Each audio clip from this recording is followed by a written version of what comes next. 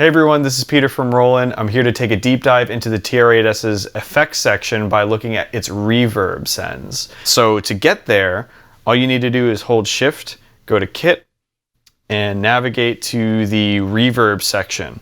And you see right off the bat, here I have the ambi selected. And this is really good for things like giving a little bit amount of space to a sound to make it kind of pop out of a mix. And this is what it sounds like.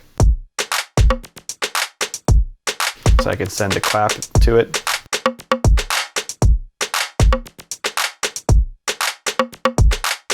It has like immediate tight behavior, which is really useful if you're doing some mixing on your drum kits or you just need a little bit of dimension. So going on to the second one, this is a room type of effect.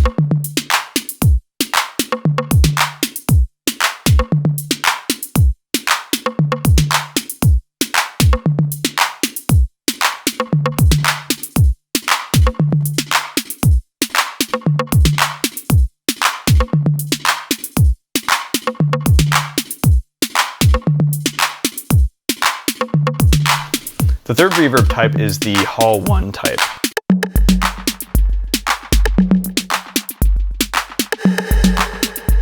So that's really good for those kind of snare ballad types of sounds, or using it for synth sounds, just any kind of large space in general. And there's two variations of those as well.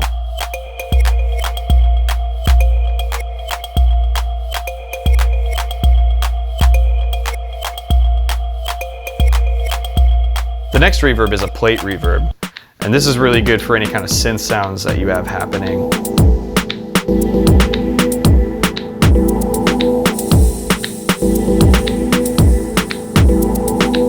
Has a bright character to it,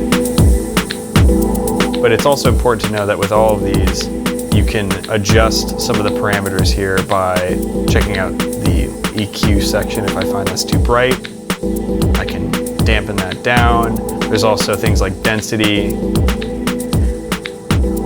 which will adjust the taps that are happening within the reverb and to make it a little bit more percussive, I guess you'd say, or more scattered sounding to more lush. And the last one is the mod, which, like the plate, is really good with synth samples. There's a little bit of a modulation happening with the timing, so it's a little bit more of like a spacey type of sound. It's really good for really long pads or things that want more of a chorused reverb type of effect. And like the rest, you also have control over some basic EQing and the density.